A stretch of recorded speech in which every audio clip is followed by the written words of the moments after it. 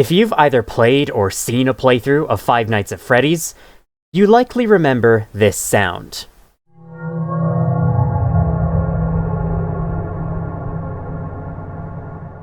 This ambience, known as Giant Hollow Tube Sector, is a stock sound effect used as background ambience in the first Five Nights at Freddy's, playing throughout all of the nights. The nights also have a second ambient track playing simultaneously known as Cold Presence B. While Cold Presence B is constantly audible throughout the whole night, Giant Hollow Tube Sector, or Hollow Tube as I'll be calling it from now on, isn't. Hollow Tube will come in and out at various points in the night for seemingly no reason. Sometimes you hear it, and sometimes you don't. Back in 2020, Scruffy made a good video about FNAF's sound design, and in it he explains how the game has a load of red herrings among the ambient noises, the type of sounds that are there to throw you off or even startle you rather than provide useful information to you. Among these, he included the hollow tube ambience, assuming that it means nothing, and that its only purpose is to increase confusion, and therefore tension. But this sound in particular is resonant enough that you can discern it. Your ear just can't make out any details, and thus it's another potential stressor. This time, though, you don't pick up any pattern or advantage from it, it's just sometimes there. No, it's wrong! Mostly. Scruffy is right in that the sound will likely stress players out due to the added noisy chaos it brings, which certainly will increase the tension. However, while the sound is non-diegetic and has no function in the game's universe, there is a pattern for when the sound plays, and you actually can gain an advantage from it. Due to Scruffy's video being very popular and me not hearing a whole lot of talk about this sound effect and its purpose, I think it's safe to say that most people who have played FNAF have no idea what hearing this sound means. So, allow me to explain. If you've played or seen Five Nights at Freddy's 2 or 3, you likely remember these sounds.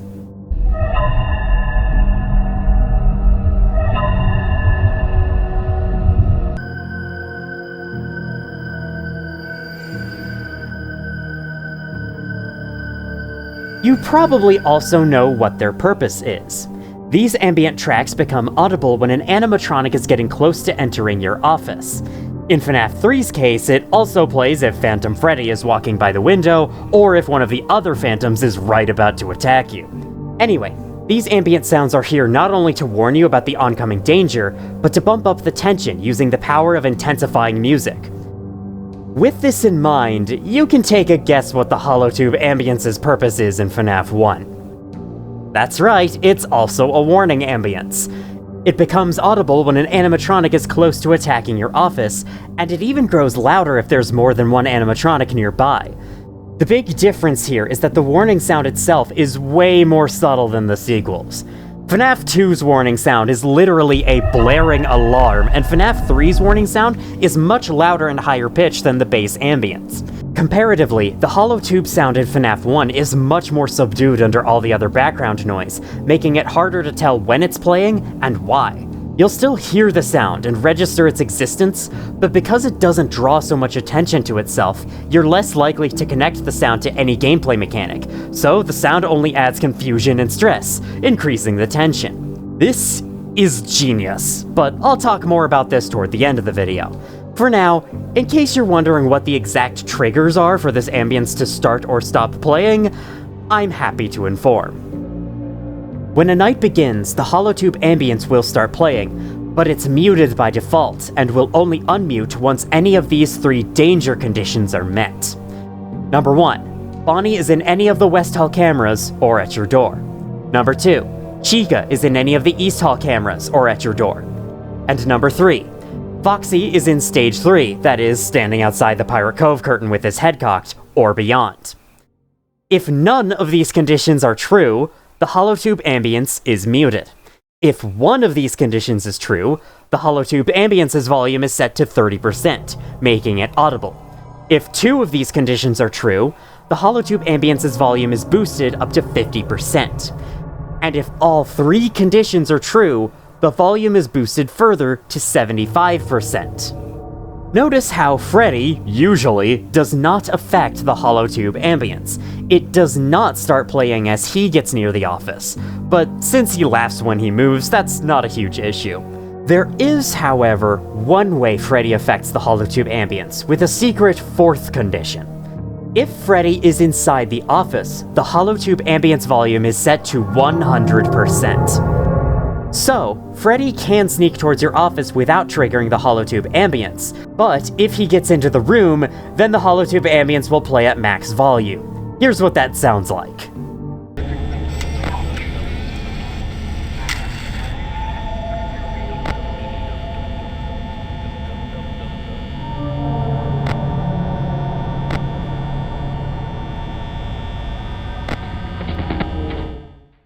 Knowing this information could actually help you get through the game. For example, if you don't hear the holotube ambience playing, you know that nobody's nearby, and so you don't need to spend any power checking the lights. And if you click through the cameras and see that Bonnie is in backstage and Foxy still hasn't moved an inch, but you can hear the holotube sound, you know that Chica is somewhere in the East Hall area, and so you only need to blink the right light just in case she's at the door. It's not the most useful thing ever, but I've had a lot of fun trying to deduce the animatronics' locations using this ambience alongside other cues. It adds a nice bonus challenge to the game to make a repeat playthrough more interesting, even if it doesn't necessarily make the game easier. That being said, there's one weird flaw with this ambience that slightly hurts its potential to provide useful info. Remember how two of the danger conditions where either Bonnie or Chica are in their respective hallway cameras or your door? What happens when they get inside the office? Well, their danger condition goes to false, and the holotube ambience either quiets down or mutes. The ambience thinks they're no longer a danger to you even though they're in the room with you. Why does this happen? To answer that, let's take a look at this video by Game Exploiters. In the video, Game Exploiters re-enables many of the invisible objects on FNAF's gameplay screen. These consist of various variable counters, these huge rectangles used for the mouse controls, and most importantly for us, the animatronics' positions. These three squares at the top of the camera map are the animatronics, and this is how the game determines where they're located. If one of the animatronics squares is overlapping a camera button, and if that camera is currently being viewed, the game will pull up an image of that animatronic inside that room. It's extremely rudimentary, but it gets the job done. Also, this red square is used to determine what camera the player has selected, and Foxy is just a number internally, so he's not anywhere on this map. This is important for understanding why the ambience disappears when Bonnie or Chica enter the office, and here's why. Look carefully past all these purple rectangles and you'll see this large transparent green rectangle that covers the bottom half of the camera map. Game Exploiters claims that this rectangle is used to play the footstep sounds if Bonnie or Chica move while inside of it, but I don't believe this is true. Animatronics don't have to be that close to you for their footsteps to be audible. You can hear when one of them moves off of the show stage.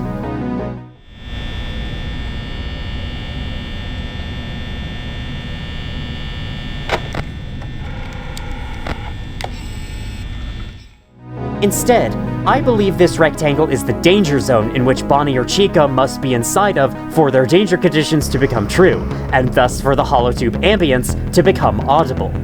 Now, with that in mind, let me explain these smaller green squares underneath the map. These two squares here represent your office doors. So when Bonnie or Chica attack your door, their squares move here in order to do so. Then there's these two squares at the bottom which represent your office. That is, if Bonnie or Chica successfully get past the door, they move down to their respective office square. Similarly, this square on the far right is Freddy's office square, where he moves to if he gets inside the room. I don't know why there are 3 different office squares for each character, but them's the rules. You might have noticed what the problem is by now, why the holotube ambience regresses when Bonnie or Chica enter the office. As you can see, the 2 squares that represent the office are outside the danger zone that makes their danger conditions true. The 2 squares representing the doors are in the zone, so it works fine there. But once they enter the office, they technically move outside the danger zone, which then makes their danger conditions false, causing the ambience to get less intense. So yeah, the ambience disappearing when they get inside is probably an oversight. Not like anyone will notice it that much aside from me, but it is one technical flaw with the holotube ambience. Now that that's all covered, I really want to highlight how genius this ambience is. First of all, the ambient sound itself is fantastic. It's unnerving, suspenseful, and confusing to listen to, which makes it super effective for adding tension, even after Five Nights at Freddy's crushes the audio quality to mono for some reason. It still works. For a stock sound effect, this was an excellent choice for FNAF. Though it's not the only excellent sound choice. All the other sound effects in FNAF also work wonders for the atmosphere. It's just that the dynamic nature of the hollow tube sound makes it stand out among the others in my eyes. The sound's greatest strength is how it discreetly sends a message that something is wrong, and that you should stay alert, while not being so obvious as to let you attach the feeling of being in danger to that sound effect. This way, you will never truly feel comfortable on any of the nights, exacerbating the dread and paranoia you experience while playing. That dread and paranoia is the aspect of horror that Five Nights at Freddy's excels at, and I think the holotube ambience plays a big part in maintaining it. It's entirely likely that you will never know that the ambience is signaling anything at all. You may even tune it out over time. But whenever it is playing, it creates this extra presence in the sound design that might make you feel more tense without knowing why. I'm gonna let you listen to what the game sounds like when the night is calm and nobody's near, versus when everybody is near, to let you hear the difference in the sound design's intensity now that you know to listen for it.